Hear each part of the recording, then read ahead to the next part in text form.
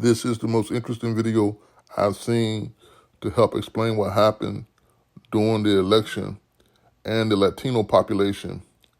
This explains why they voted for Trump, why some of them voted for Trump. I'm telling you, the reasons you're going to hear is going to make your head explode. It's like we have to stop assuming that people in America are smart. We done drunk the Kool-Aid. There's no smart people in this country. They're not thinkers. We're going to listen to my brother, the amazing Lucas, explain to us what happened from his perspective, and hopefully you can send me some comments and commentary on his thoughts, because I thought this was very interesting. It made my head explode.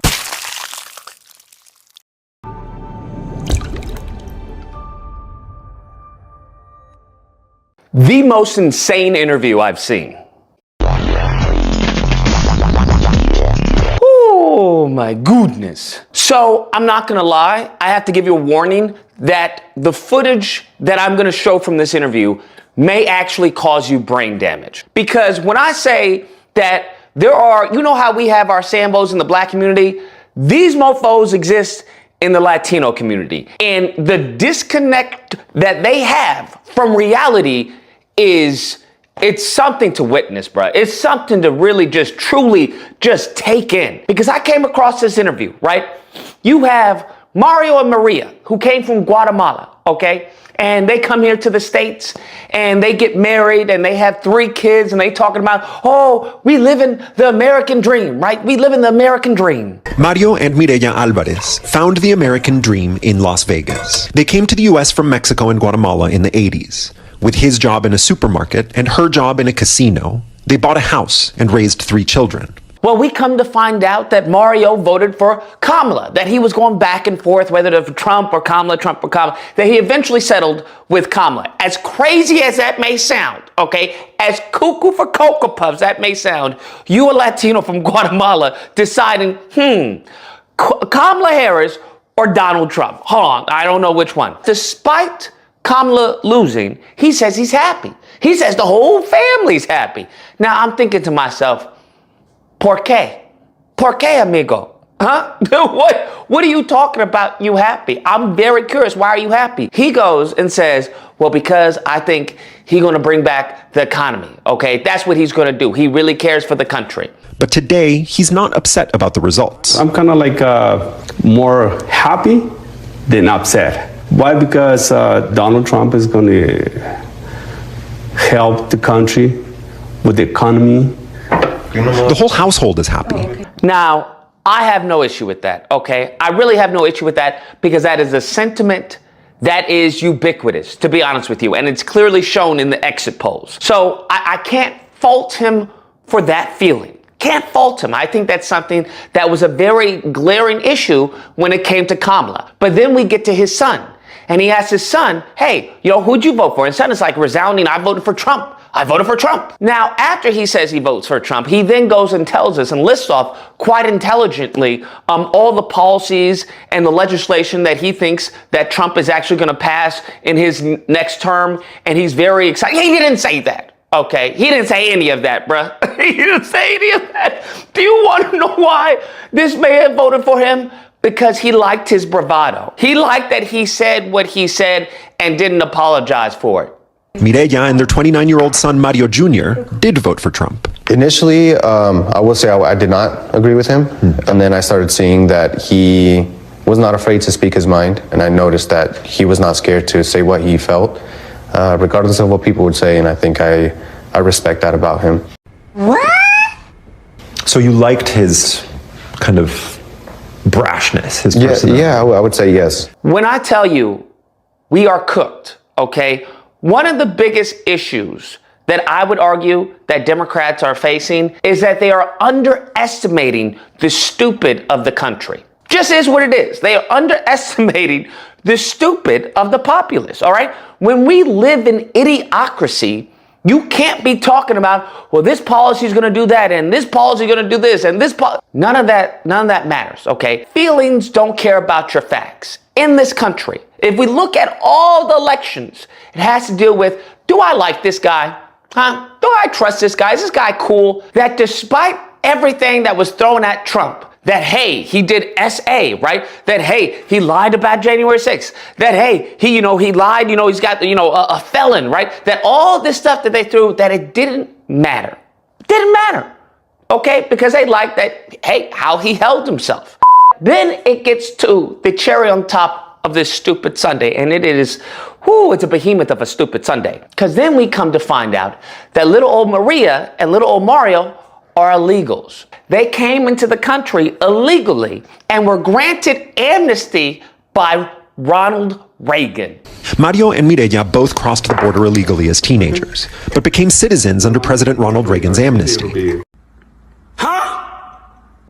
You can't make this up. You can't make this up, but it gets even sweeter, okay? It gets even sweeter, all right? The cherry on top is not enough. We need fudge on this bad boy. We need fudge. They then go on to say that, they're asked, hey, are you in fear that you may get deported? What do you think about that?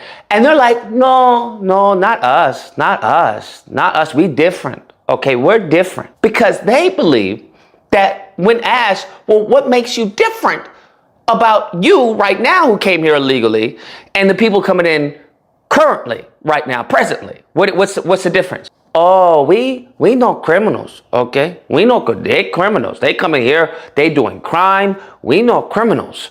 They see themselves as different from migrants crossing the border today. In what way do you think they're different? The people that are coming here are the criminals, The ones that did something bad in their country, they're running away from their law.